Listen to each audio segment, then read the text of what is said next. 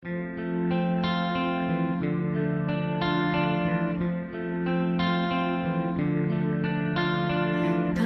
eu quero te amar, tocar o teu coração e derramar aos teus.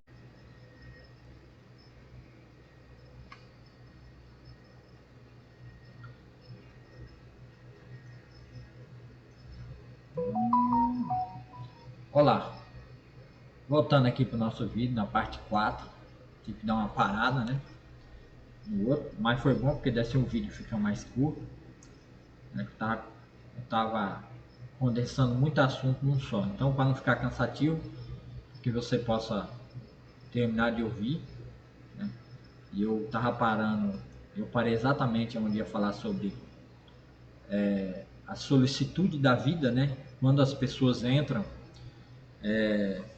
quando elas estão ansiosas e desejadas por algo mesmo que seja bom, tá? E nem Caim, que queria falar com Deus e ter o seu perdão, mas ele não aceitou fazer da maneira e da forma de Deus, queria fazer da sua forma, e Deus disse que não poderia ser daquela forma. Lá em Gênesis capítulo 4, você pode ler a história de Caim, ele não fez de acordo com a vontade de Deus, então Deus não o perdoou, e ele não teve paz com Deus, porque não houve perdão, porque ele não levou o sacrifício do sangue, o qual indicava pela qual forma e maneira que Deus perdoava os pecados dos homens, e assim Deus salvava as pessoas pela fé, porque eles faziam um sacrifício sem entender que Jesus é o Cordeiro que foi morto desde a fundação do mundo. Apocalipse 13:8, pode ver lá, Jesus é mostrado que ele é o Cordeiro que foi imolado desde a fundação do mundo para a remissão de pecados, que Hebreus também vai dizer, sem derramamento de sangue não há remissão de pecados. Então, no Gênesis capítulo 3, verso 21, Deus imolou um cordeiro e fez vestimenta para cobrir, né, Adão e Eva, e isso foi o perdão, né, que indicou que Deus já indicando que um justo teria que morrer no lugar do justo, né? Vamos dizer assim, um pacto também, né, uma aliança que Deus fez e perdoou Adão e Eva, e eles morreram salvos no Senhor Jesus, né, crendo que Deus tinha perdoado eles, eles tinham paz com Deus. E quando chegou no tempo de Abel, os filhos deles oferecerem sacrifício também por si, em holocausto a Deus, somente Abel fez da forma correta e Caim rejeitou, né? Não que Deus não aceite ablusões de cereais, ele aceita, mas tem que acompanhar sangue. E aí em Israel, né, alguns teólogos estudiosos vai usar dizendo que só alimento serve, então a ablusão de Caim seria aceita. Não, isso não é verdade. É que as pessoas não estudam e não entendem como era feito, como era a ordenança das pessoas que tinham que levar sacrifícios por si mesmo lá para a remissão de pecado, e a oferta do rico e a oferta do pobre. Tanto o rico como o pobre, né, tinha a oferta do rico e tinha a oferta do pobre. Deus aceitava como remissão de pecado a oferta de um pobre se ele levasse um efa ou 2 efas de trigo, ou se levasse cereais em oferta, né, para que houvesse perdão do seu pecado. Só que Deus aceitava, só que a nação de Israel tinha um pacto feito no pé do Monte Horebe, que é o pacto que eu já venho falando, né, no vídeo anterior, né, que isso agora aqui, né, que por que a igreja não pode ser, que agora é na parte 4, né, por que a igreja não pode ser Israel de Deus. E no pacto, lá, uma vez por ano, um cordeiro era levado em favor de toda a nação. Então, mesmo que aquele ofertante levasse a oferta do pobre de cereais, porque ele não tinha condições de levar um cordeiro, mas toda a nação já tinha pagado por si, levando um cordeiro no Pessá, que era a Páscoa, o qual era o cordeiro levado, o sangue do cordeiro na tampa da propiciação. Então, quer dizer, todo o povo naquele sacrifício levou, tanto o rico como o pobre, levou o seu sacrifício. E outra coisa, o que santifica as ofertas é o sangue derramado no altar e a carne queimada em cima da grelha de bronze lá no tabernáculo. Então, sacrifícios de sangue já havia sido feito, porque tinha que ser feito durante 7 dias, era feito sacrifício para santificar o altar, a favor de toda a nação. Então, quer dizer, mesmo que aquele que levasse ablusões de cereais, já tinha havido sacrifício de sangue. E Deus já tinha aceitado aquele israelita, porque pelo menos uma vez por mês, uma vez por ano, o sacrifício de sangue já tinha sido feito por ele, pelo sumo sacerdote. Então o sumo sacerdote, uma vez por ano, representava tanto os ricos como os pobres. Quem podia levar e quem não podia levar já tinha feito uma ablusão. Então não existe esse argumento de que Caim levou frutas estragadas ou alimentos estragados. Não, ele não levou, porque naquela época a terra era boa, ela, apesar dela ser dura, que ela tinha que ser trabalhada, mas os alimentos eram bons, né? Os alimentos eram bons, não era alimento ruim. Caim não ofereceu alimento ruim. O problema é que ele não levou sangue, porque a própria palavra de Deus diz: sem sangue não há remissão de pecado, tá? Então aquele povo tinha que levar, era essa forma de haver perdão de pecado, e esse era o pacto que foi feito lá. E ele não teve perdão com Deus e ficou ansioso, o pecado tomando ocasião de que só haveria perdão a Caim se ele fizesse da forma correta. E de novo, o pecado desde o início, ele toma ocasião de uma lei ou de uma ordenança e leva a pessoa que é pecadora, que é mais rebelde, a pecar contra Deus. É o que aconteceu no pé do Monte Horebe. O povo fica ansioso, mesmo que fosse coisa boa, só podia ser feito da forma que Deus tinha determinado. E Deus mandou Moisés subir no monte 40 dias, 40 noites, e o povo estava lá embaixo e Moisés não vinha. Então o povo pecou no seu próprio coração, por Moisés não ter chegado, por Moisés não chegar, e eles mandaram fazer um bezerro de ouro por causa da ansiosidade do seu coração, de querer ter as coisas. E Jesus vai tratar disso aqui, ó, em Mateus, capítulo 6, a partir do verso 25. Por isso vos digo, não andeis ansiosos pela vossa vida, quanto ao que haveis de comer e beber, né? Não era isso que o povo estava preocupado no pé do Monte Horebe? Nem pelo vosso corpo, quanto ao que haveis de vestir. Não é a vida mais do que o alimento, e o corpo mais do que as vestes? Observai as aves dos céus, não semeiam, nem colhem, nem ajuntam em celeiros, contudo vosso Pai Celeste a sustenta. Porventura não valeis vós muito mais do que as aves? Qual de vós, por mais ansioso que esteja, pode acrescentar um côvado à sua vida, né? E por que andais ansiosos quanto ao vestuário? Considerai como crescem os lírios do campo, eles não trabalham nem fiam. Eu, contudo, vos afirmo que nem Salomão, em toda a sua...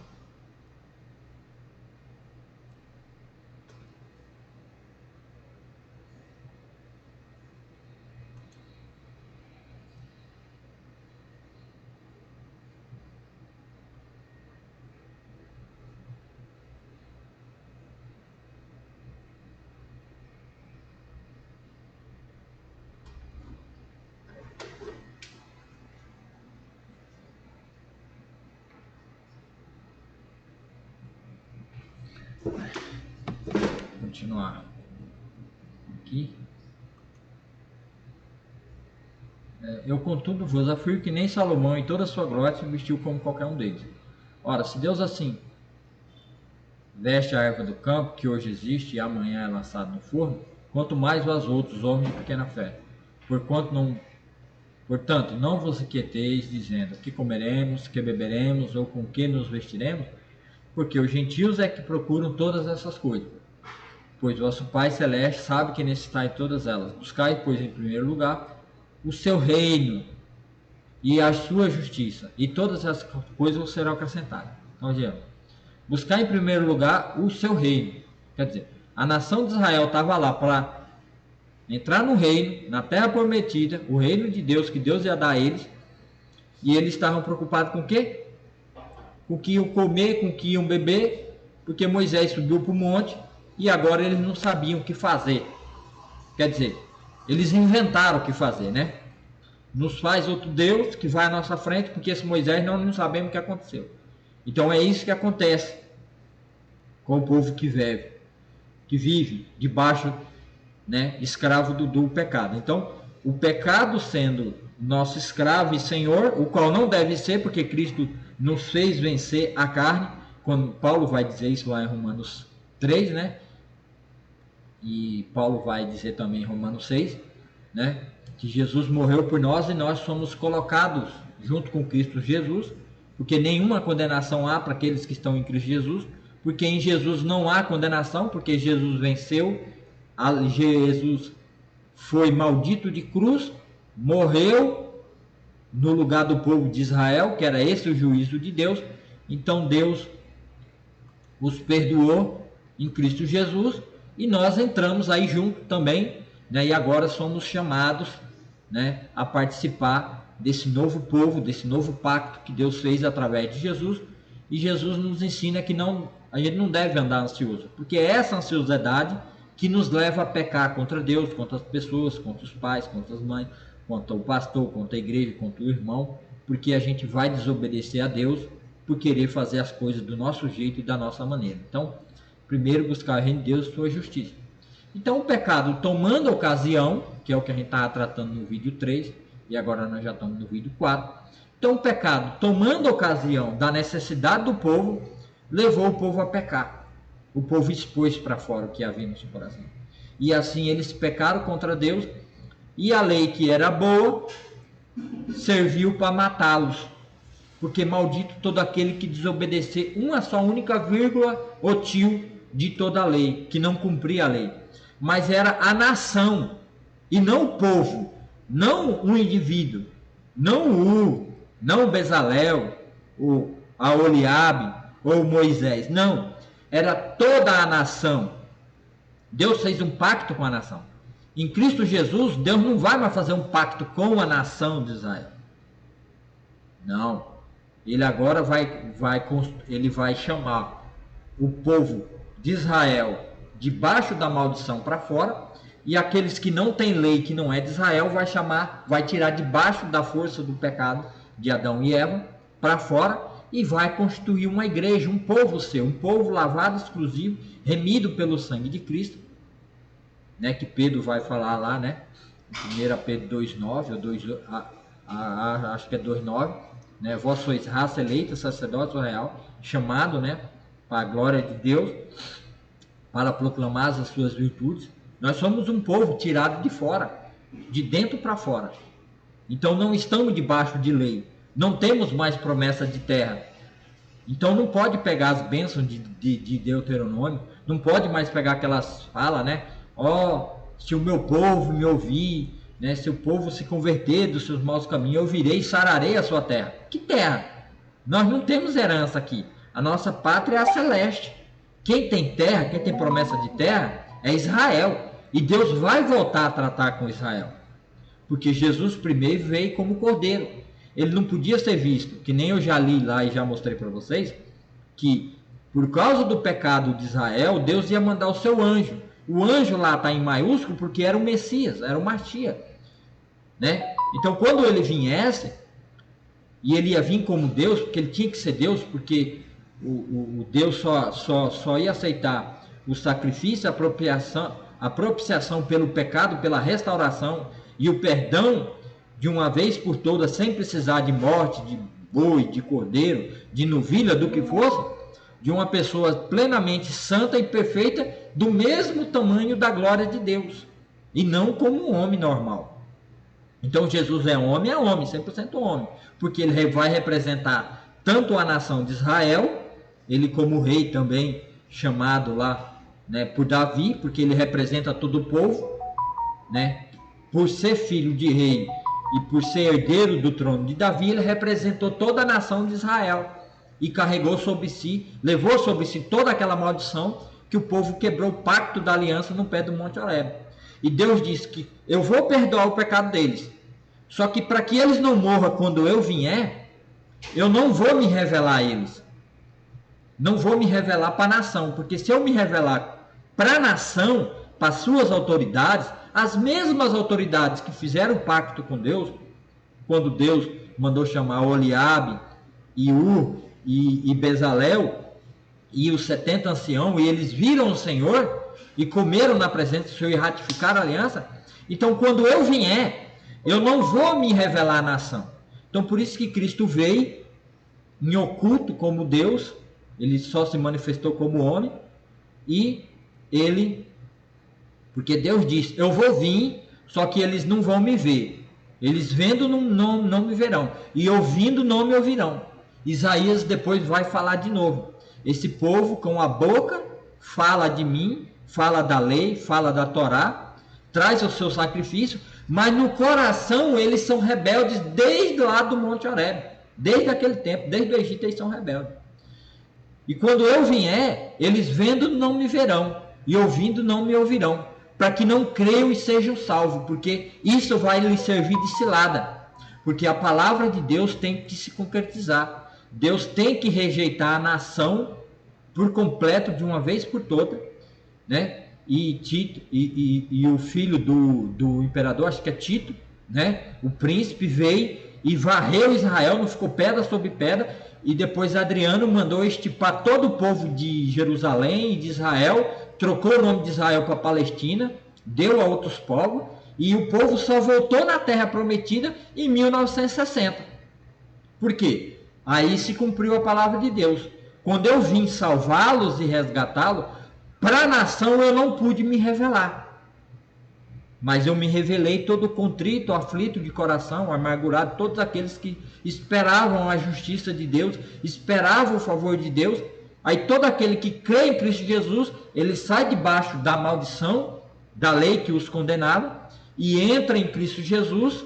Romanos 8:1, nenhuma maldição há para aqueles que estão em Cristo Jesus, porque Cristo morreu levando sobre si a lei no madeiro para o povo judeu, e nós que estávamos sem lei, sem terra e sem Deus, agora somos colocados.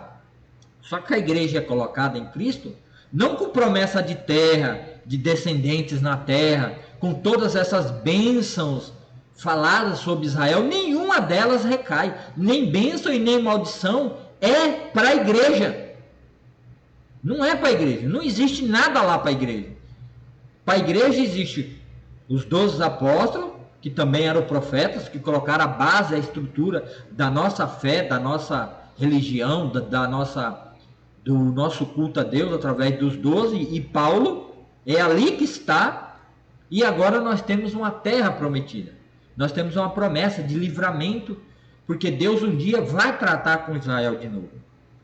E lá em Daniel está descrito como ele vai tratar, em Joel está escrito como é que ele vai tratar, e o próprio Jesus, Mateus 24 e 25, está dizendo como é que vai tratar com Israel de novo.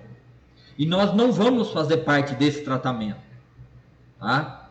Nós não vamos fazer parte disso. Israel voltará a ser uma nação santa. Israel voltará a ser uma nação do Senhor, porque Deus os perdoa, e já os perdoou. Mas por enquanto o tempos dos gentios ainda está vigorando. Mas o tempos dos gentios, que é a nossa inclusão junto na salvação, tanto de Israel que crê em Cristo Jesus é salvo, né? Eles estão salvos, mas Deus vai voltar a tratar com a nação, vai perdoar a nação, vai perdoar o seu pecado e os abençoará na sua própria terra. E Jesus, como morreu e ressuscitou, ele é um rei eterno segundo a ordem de Melquisedeque. Ele é o filho de Davi que vai se assentar sobre o trono. Então por isso que Jesus está dizendo, buscar em primeiro lugar o seu reino e sua justiça, e as demais coisas vos serão acrescentadas. O povo no pé do Monte Horebe não buscou o reino. Tiraram o foco do reino, que era tomar posse da terra, e voltaram ao Egito, quebraram a lei. E assim, em seus corações, o mal tomou ocasião do pecado e os matou. Tá? E os matou. Por quê? Porque maldito todo aquele que não cumprir toda a lei. Tá? Então, eles tinham que morrer. E de fato, Jesus morreu por eles e a nação foi rejeitada, cumprindo a palavra de Deus, mas há salvação para eles até hoje e Deus voltará a tratar com o povo e com a nação de Israel. Tá? Então, eu tinha dito no vídeo que a gente ia ler Deuteronômio, né? E eu vim aqui para o texto de Mateus, então vamos voltar lá para Deuteronômio 9, né, para a gente encerrar. 9, a partir do capítulo 6.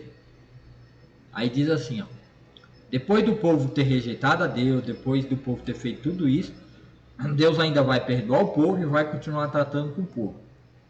E aqui no Êxodo, lá no vídeo 3 que eu tinha falado, aí a continuação, né, que eu não li lá, que eu saí fora do assunto para poder explicar como que o povo se rebelou contra Deus e como o pecado tomou a ocasião da lei que era boa e usou a lei para condenar e matar eles.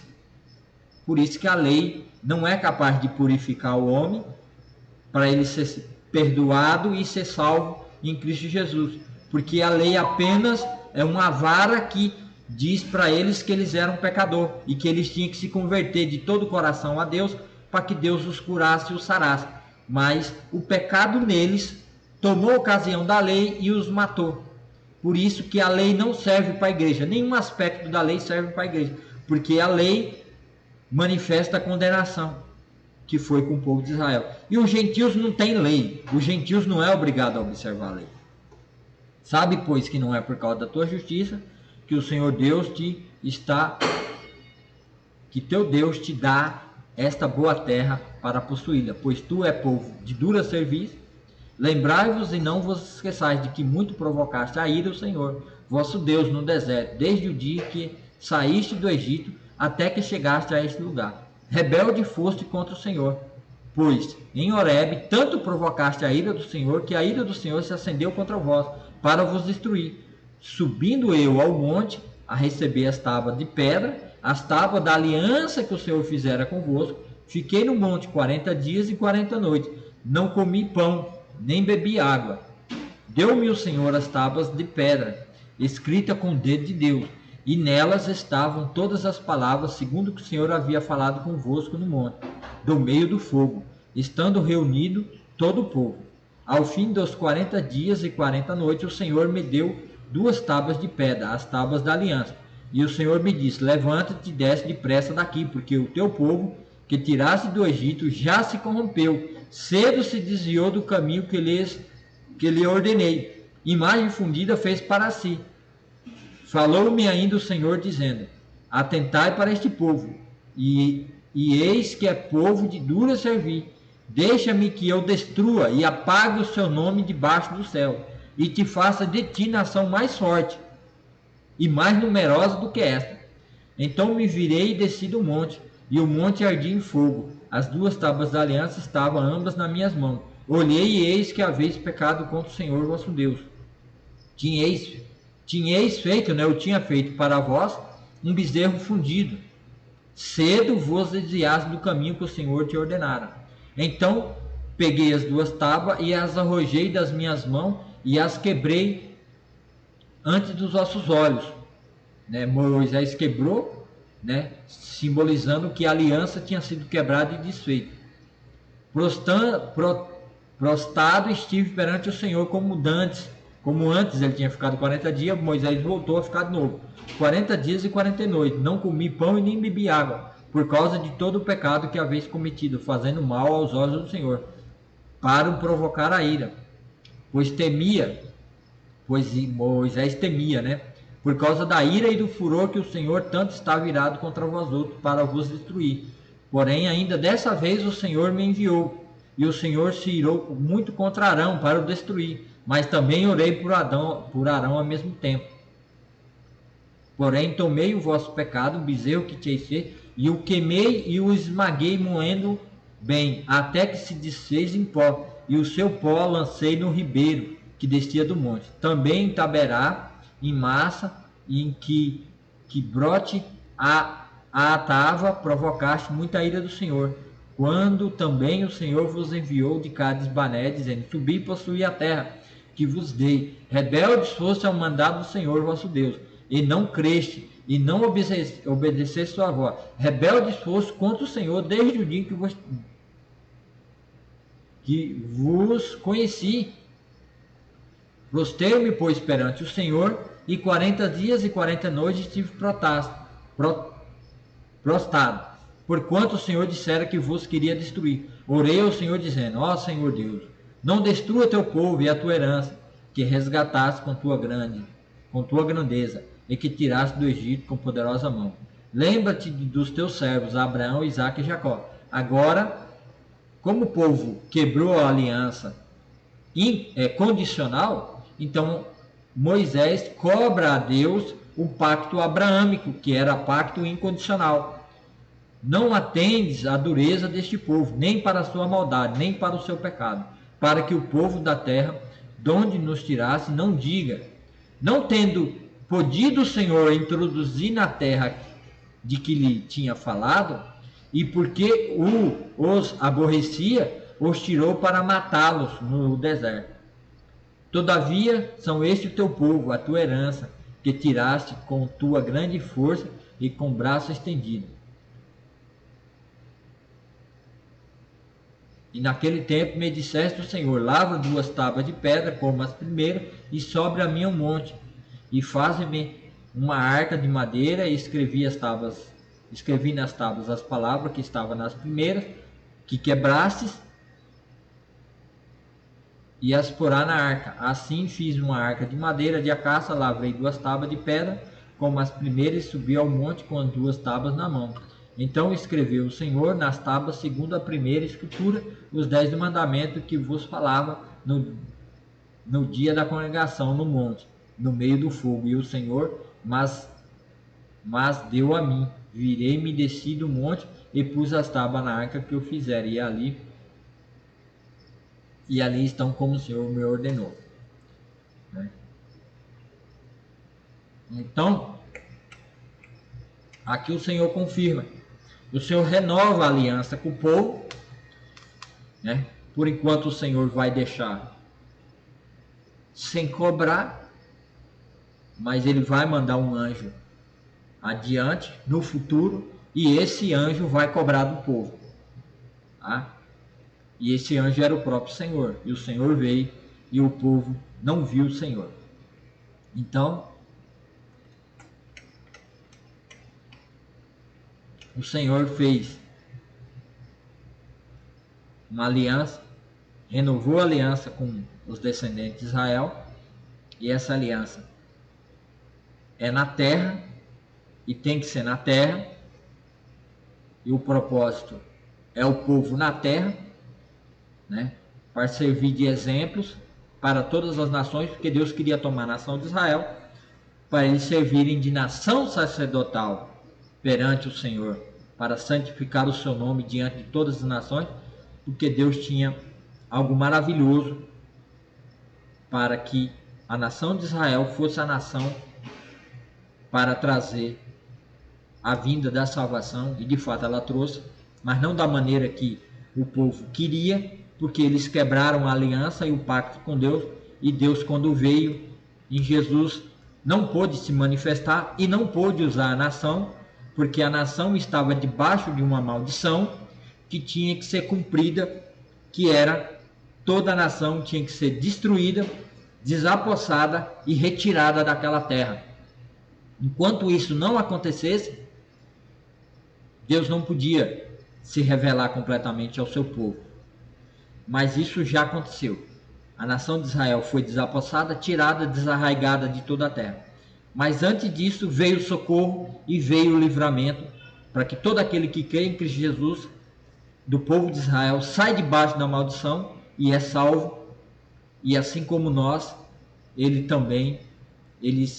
assim como nós que aguardamos a pátria celestial, porque não temos uma terrena, porque não temos pacto de sangue feito com Deus, nós temos a promessa muito maior, porque a nação de Israel esperava uma santificação, uma terra completamente santa, uma terra completamente de reinos de sacerdotes, e o próprio reino de Deus sendo estabelecido na terra, como será de fato no reino milenar.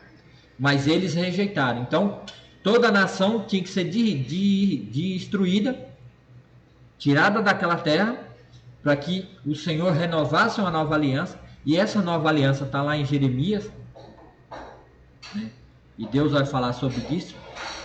Eu já falei com vocês sobre a nova aliança que Deus vai fazer com o povo, né? É Jeremias capítulo 30, 31.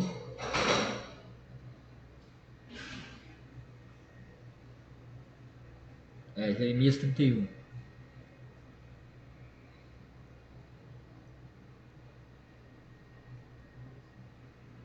Aqui, ó. Eis aí vem dia, diz o Senhor, que firmarei nova aliança, uma nova aliança, com a casa de Israel e com a casa de Judá.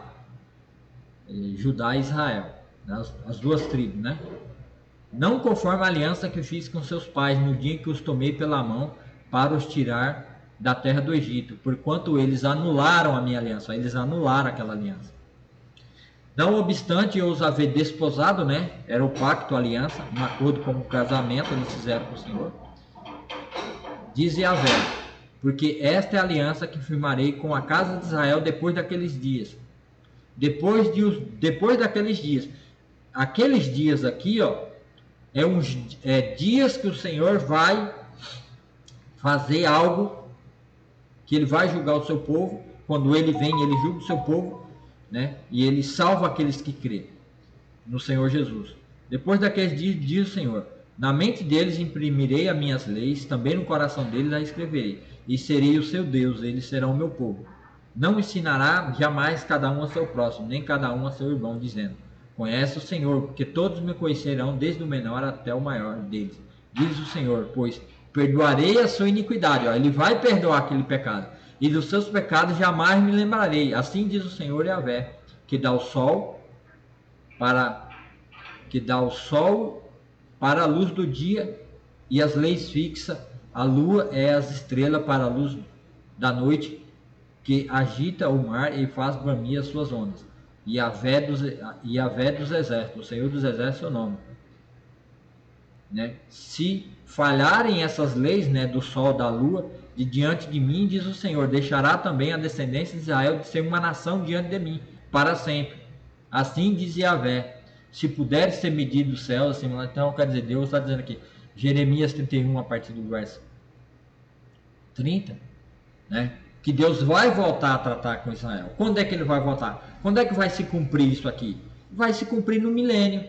Deus vai voltar, vai tratar com o seu povo, eles vão se converter dos seus maus caminhos, que é isso que quer dizer o texto. Esse texto que é dito e cantado, né, até pela Ana Paula lá diante do trono, né? Se o meu povo se voltar, se converter de seus maus caminhos, se arrepender e orar, eu virei e sararei a sua terra. Pronto, falou de terra, já, a igreja já não está pelo meio. Isso não é para a igreja. O arrependimento da igreja é outra coisa, é crer no Senhor Jesus e será salvo. Não é que eu tenho que orar e fazer o que está lá no texto dizendo, me converter, e eu virei e sararei a sua terra. Não, isso vai acontecer durante os 7 anos de tribulação, que Daniel falou que vai passar 7 semanas de tribulação sobre a casa de Israel, e eles vão como nação, vão se arrepender dos seus pecados, vão ver que o Messias verdadeiro já veio, o Deus já veio e eles não viram Deus, e aí eles se converterão, e numa só nação, quando eles estiverem cercados de todos os seus inimigos que vão marchar para destruir eles completamente, então eles invocarão o nome do Senhor e dirão, bendito o que vem em nome de Yahvé, que é o Senhor Jesus Cristo. E aí eles se converterão. E nessa conversão, que vai ser nacional, aí Deus vai vir. Aí o Senhor Jesus, o Messias, vai vir. E eles verão, que nem diz Zacarias, aquele a quem transpassaram, e chorarão e lamentarão. E aí o Senhor vai sarar a sua terra, e vai destruir os seus inimigos que estão ao seu derredor. E aí será fixado o trono de Davi em Jerusalém de novo, E o Senhor Jesus vai se assentar no trono da sua graça e vai reinar por 1000 anos em Jerusalém. É isso que é de fato. É isso que esse é o pacto e a aliança firmada de Deus com Israel. A igreja está fora disso aí, a igreja não tem nada a ver com isso. Por isso que eu coloco aí, que a igreja não tem nada a ver com pacto, com aliança nenhuma, com Israel. É promessa para a terra, cuidado na terra, eles têm que obedecer na terra. Só que eles foram rebeldes e quebraram a aliança com o Senhor. Então, quando o Senhor veio para julgá-los, por amor, por misericórdia, Deus já tinha determinado. Tinha traçado um plano para que viesse um rei. Aí se levantou Saul, segundo o coração do povo. Depois veio Davi. E a partir de Davi, Deus traçou um plano para que um descendente de Davi, que deveria o quê? Como o rei representava todo o povo e toda a nação, então Deus ia vir na linhagem de Davi, se manifestar, que Maria era da linhagem de Davi, né? Se manifestou em Jesus Cristo, filho de Davi, que como representante do povo, agora tem um qualificado para que Deus derramasse a ira que ele irou contra o povo no pé do Monte Horebe, agora ele derramou em cima de Cristo Jesus, para que houvesse perdão a Israel, para que o povo de Israel pudesse voltar a Deus e ser perdoado. Mas agora tem que crer no unigênito Filho de Deus, tem que crer no Filho de Davi, que nem exclamou, né, o cego Bartimeu: ó filho de Davi, tem compaixão de mim. Porque ele sabia o que representava Cristo, o Messias, aquele que salvaria o seu povo. Mas porque o povo pecou e Deus diz: vendo não me verão e ouvindo não me ouvirão, para que não sejais curado como nação quando Deus viesse. Mas Jesus disse que ele vai voltar a tratar com o seu povo, porque Deus prometeu aqui em Jeremias: se o sol não der mais lua, se o sol não der mais claridade e a lua, as estrelas, se elas falharem, a minha palavra também deixaria de falhar. Mas como nenhuma dessas coisas falha, então a palavra de Deus não pode falhar, porque Deus mantém tudo isso funcionando. O cosmos continua funcionando. Então Deus vai voltar a tratar com o seu povo. E Jerusalém e o povo de Deus em 1960 voltou à sua terra. Então, quer dizer, a videira voltou a brotar, as raízes voltam a brotar. Então isso é uma indicação de que o Senhor Deus está preparando um tempo para voltar. Tá? Então, por que Deus teve que vir como Cristo, como homem? Porque ele não podia se revelar como Deus.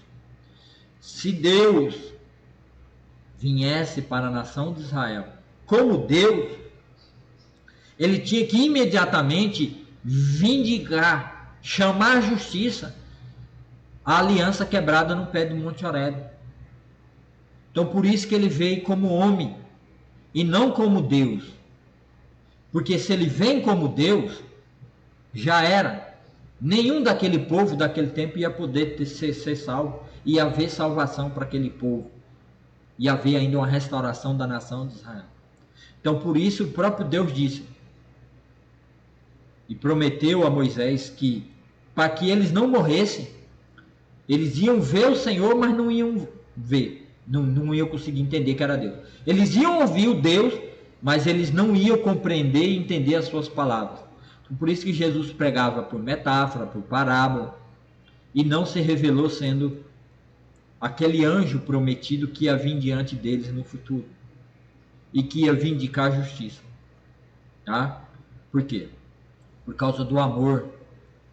Porque Deus ama. Por que Deus veio em forma de homem e não porque em forma de Deus? Porque Deus já não destruiu e não acabou com todo o mal e toda a maldade? É porque ele ama, é por amor, é por misericórdia. João 3,16, porque Deus amou o mundo de tal maneira que enviou seu Filho unigênito, para que todo aquele que nele crê não pereça, mas tenha a vida eterna. Vocês estão entendendo? Por que Jesus veio na forma de homem e não na forma de Deus? E Jesus não usurpou tomar o lugar de Deus, ele não quis ser Deus, ele não podia ser Deus. Ele se ocultou como Deus em Jesus, para que o povo não fosse destruído diante da justiça de Deus. Mas Deus pegou o seu próprio filho, um descendente de Davi, um descendente de Judá, um descendente daquele povo que pecou contra Deus, e derramou a sua ira sobre ele. E assim a ira de Deus, que era para ser derramada sobre Israel, foi derramada em Cristo Jesus. E assim Deus perdoa o seu povo. Mas para que houvesse o templo dos gentios, para ser incluído na mesma salvação, Israel por enquanto está esperando. E eles têm que esperar com paciência. E aqueles que esperem paciência, se convertam a Jesus Cristo, que assim vocês têm salvação no mundo. Não fique debaixo da lei, porque todos que estão debaixo da lei, está debaixo de maldição, está debaixo de ira. Não porque a lei é ruim, não porque se eu cumprir e obedecer a lei. Não é. É porque ninguém cumpriu a lei, todos já descumpriram a lei. E a lei diz que aquele que não cumpriu uma vírgula da lei deve morrer. E já no momento da lei eles descumpriram, no dia do casamento, consumando o casamento, né? Israel, a mulher, Jesus, o noivo, eles já descumpriram a lei. Então, se voltem a Cristo Jesus, mesmo você sendo judeu, e assim como nós gentios que estávamos fora, somos salvos. Fica aí para vocês, tá bom? Oi?